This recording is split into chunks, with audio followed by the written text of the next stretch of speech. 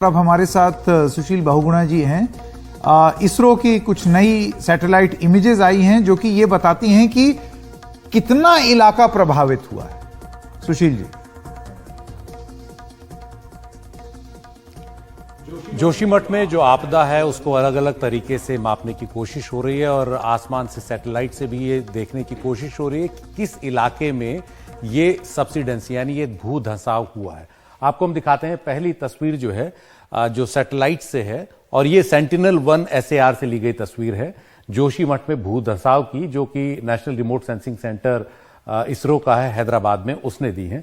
तो आपको ये जोशीमठ का एक सोचिए उसका एक लॉन्ग शॉट है, इसमें अब हम क्लोज जाकर दिखाते हैं। अगला ग्राफिक्स जो है उसमें आपको पीली लाइन से ये जो इलाका दिख रहा है, अगर इसको हम फुल फ्रेम ले लें, पीली लाइन से घिरा हुआ जो पूरा इलाका दिख रहा है, जो ऊपर थोड़ा संकरा है और नीचे फैला हुआ है, ये पूरा इलाका वो है जहां पर जमीन धंस रही है। और आपको दिखाते हैं अप्रैल से नवंबर 2022 यानी 7 महीने में मापा गया कि जमीन करीब 8.9 सेंटीमीटर धंसी है। 9 सेंटीमीटर इसका मतलब 8.9 सेंटीमीटर मतलब लगभग 9 सेंटीमीटर धंसी है इन 7 महीनों में, अप्रैल से नवंबर तक, यानी ये धंसने की प्रक्रिया जारी थी।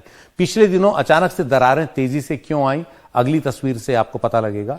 ये जो अगली तस्वीर है ये 12 दिन की है, 27 दिसंबर से 8 जनवरी, 27 दिसंबर 22 से 8 जनवरी 2023 तक 12 दिन के अंदर 5.5 सेंटीमीटर जमीन, ये जो आप पीला एक तरह से एरिया देख रहे हैं, पीली लाइन से घिरा हुआ एरिया, ये जोशीमठ का वो इलाका है जहां पर 5.5 सेंटीमीटर 12 दिन में जमीन धंसी है। इसीलिए पिछले कुछ दिनों में अचानक इतनी तेजी से दरारें बढ़ी हैं।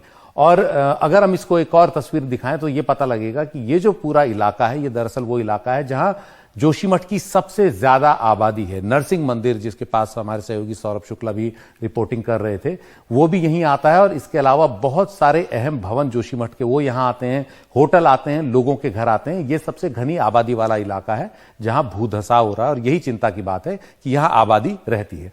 अगली तस्वीर जो सेंटिनल-1 SAR से हमने दिखाई उसको अगर और करीब से देखेंगे, और ये तस्वीर कार्टोसैट से ली गई है उसको कंफर्म करने के लिए, जो सेंटिनल-1 SAR से ली गई उसको कंफर्म किया कार्टोसैट 2S तक।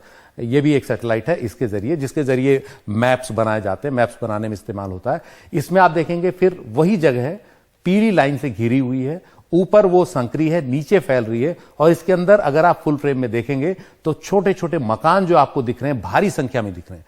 ये आबादी बहुल इलाका है जोशीमठ का, इसलिए चिंता की बात है। और इसका जो क्राउन है, यानी आप टॉप में अगर देखेंगे जहां से शुरू होता है, वो शुरुआत वहां से होती है जहां औली और जोशीमठ की सड़क, यानी जोशीमठ से औली जाने वाली सड़क है, ठीक उसके नीचे से शुरू होता है पूरा का पूरा एरिया जो बैठ रहा है और नीचे तक जाता है लगभग नदी के थोड़ी सी ऊपर तक। तो एक बहुत बड़ा इलाका है ये।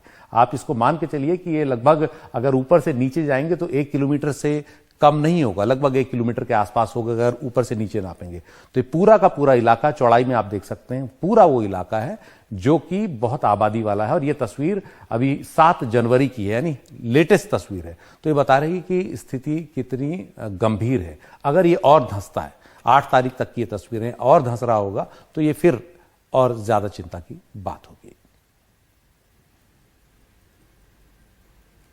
जी संकेत।